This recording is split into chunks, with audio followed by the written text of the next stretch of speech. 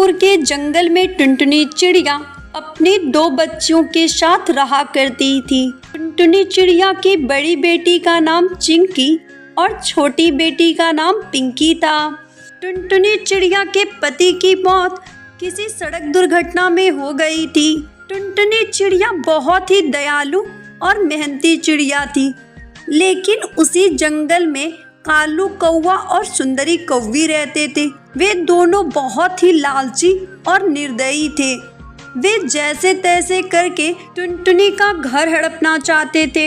ऐसे ही एक दिन अरे कालू जी, आप कितने कंजूस हैं। आपसे शादी करके तो हमारी किस्मत ही फूट गई। शादी को 1 साल हो गए और आज तक आपने मुझे कुछ भी गिफ्ट नहीं दिया। अगर मैं जानती तो आपसे शादी ही नहीं करती। अरे सुंदरी, तुम कैसी बातें कर रही हो? अभी पिछले महीने ही तो मैंने तुम्हें हार ला के दिया। जी, ये तो छोटा मोटा गिफ्ट कोई भी दे सकता है। मुझे तो बहुत बड़ा घर चाहिए। अपना घर कितना छोटा है और इसकी रिपेयरिंग भी नहीं हुई है। ये कभी भी टूट सकता है। आपने देखा है टुनटुनी का घर कितना बड़ा है। मुझे भी वैसा घर चाहिए। आप दोगे ना कालू जी? हाँ सुंदरी, मैं क्या सोच रहा हूँ, क्यों ना हम टुनटुनी का घर ही अपने नाम करा ले।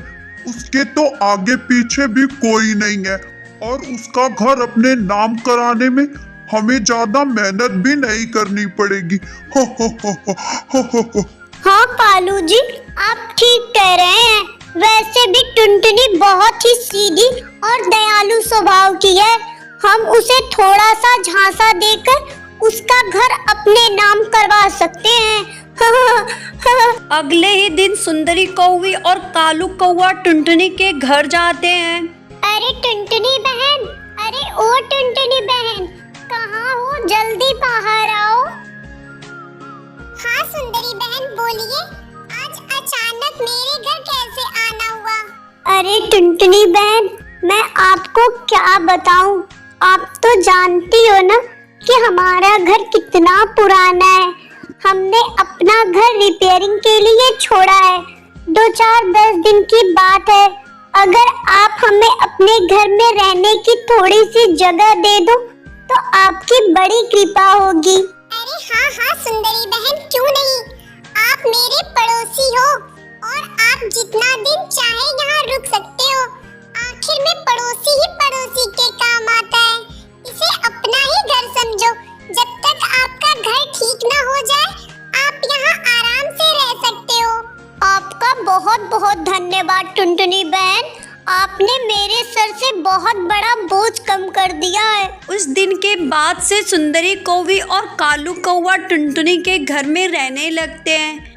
देखते ही देखते कई महीने बीत जाते हैं, लेकिन सुंदरी कौवी और कालू कौवा अपने घर नहीं जाते। ऐसे ही एक दिन टुनटुनी चिड़िया कालू कौवा और सुंदरी कौवी से कहती है, सुंदरी बहन, बुरा मत मानना, लेकिन बहन अब तो आपका घर भी रिपेयर हो गया होगा। 3-4 महीने हो गए हैं, लेकिन आप अपने घर नहीं जा रही।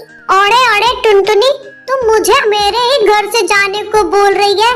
मैंने तुम्हें 2-4 दिन रहने क्या दिया, तू तो मुझे ही भगाने लगी। अब मैं तुझे और रुकने नहीं दूंगी।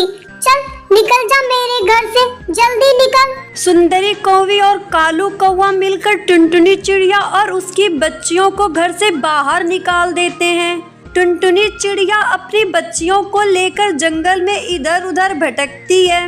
कुछ देर जंगल में इधर उधर जाने के बाद उनकी बच्चियां और टुनटुनी चिड़िया पूरी तरह से थक जाती हैं। वो एक पेड़ के नीचे जाकर बैठ जाती हैं। तभी टुनटुनी चिड़िया की बेटी पिंकी चिड़िया उससे कहती है, माँ, अब तो हमारे पास घर भी नहीं है और रात होने को है। इस जंगल से डरावनी आवाजें आ रही हैं।